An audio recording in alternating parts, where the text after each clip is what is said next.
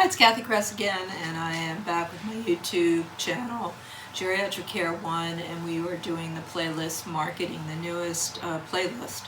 And we are talking about benefits, selling benefits, not features. Sell features, but do it after you sell the benefits. And so the last third party I was talking about was assisted living, when you have a marketing meeting with assisted living. And I started with benefits and go back to the last episode, but I'm going to continue with the benefits for assisted living.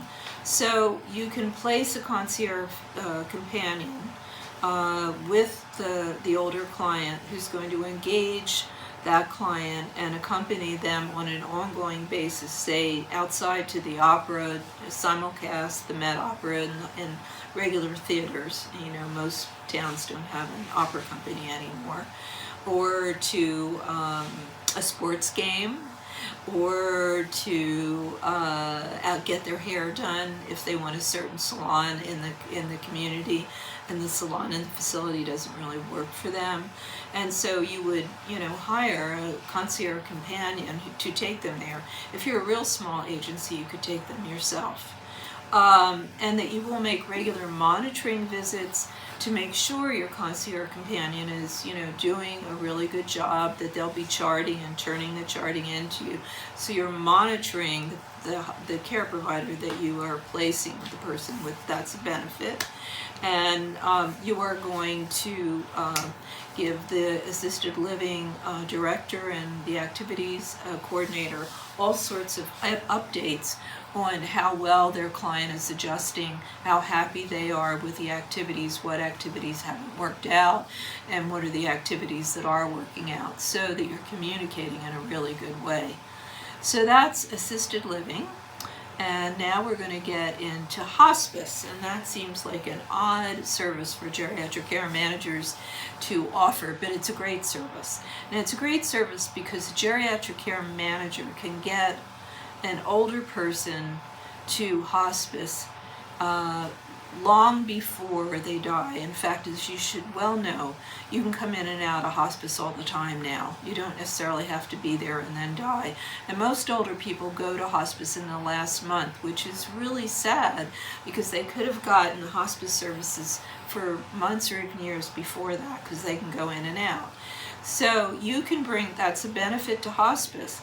You can bring the client to hospice long before, in fact, through all the 5 stages of death, not in the last month. And that means hospice will be able to work with them, and on a regular basis with all the stages and all the things that hospice that can make available, counseling, etc., through the 5 stages of death.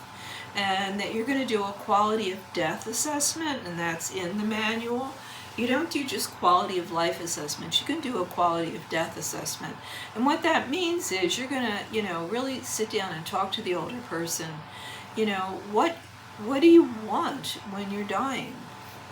We're all scared to think about that, but do you want a regular casket funeral? You want to be buried in the ground? Or would you just like your ashes scattered? Do you want to be cremated? But beyond that, what kind of music do you want, at the celebration of life afterwards that we call a wake? My husband has a song that he wants somebody to sing or to be played. Do you want Vivaldi? Do you want, do you want no music? You don't want anything like that happening. Who would you like to be at your death when you're actually dying? Are there family members that shouldn't be there? Family members that should be there? What is a good death for you? And that's an important assessment, because most of us don't do. You have 5 wishes, which you should always use. But, you really want to get down to the nitty-gritty. In the dying process, what do you want? who do you want to be there, what will comfort you, what music, if music's going to comfort you. And so that's a real benefit to hospice, that you've already done that and you're capable of doing it. And then, down to the very, bureaucratic part of it, you'll make sure that all the crucial paperwork that hospice needs is gathered and organized for both hospice and the family. That means all the insurance, that information, all the legal information, wills, trusts, etc., all the financial information, all the healthcare information. These are things that most of the time adult children don't think of organizing, or the older person doesn't either. But you're going to be at all the healthcare proxy information, all the legal documents around healthcare and dying and end of life. So, from, getting the right songs when you die, down to, having the healthcare proxy information all signed, you'll take care of that. And hospice, that's a real benefit to hospice.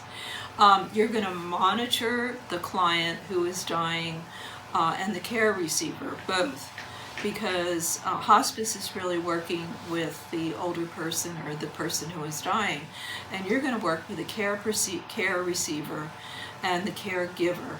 And the caregivers are really important because they're, usually grieving, and you can monitor the psychosocial status of the caregivers and even the paid caregivers, because hospice really doesn't touch that, to improve the quality of life for both the client and the caregiver in this long process of dying.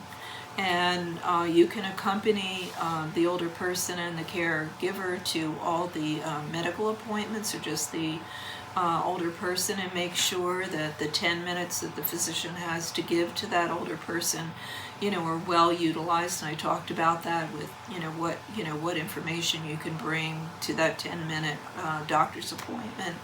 And you can make sure all the meds are picked up, not set up in the garage under the dog food, but are set up next to the bed, and making sure that everybody gets it. And that's a big, hospice doesn't do that. And you can staff the client. Hospice doesn't usually do staffing, although some hospices do, but you can make sure the care providers are needed. You can, staff the right care providers, because caregiving is really a calling. And some people really, caregivers, many caregivers have a calling for death, just the way hospice volunteers have a calling for death.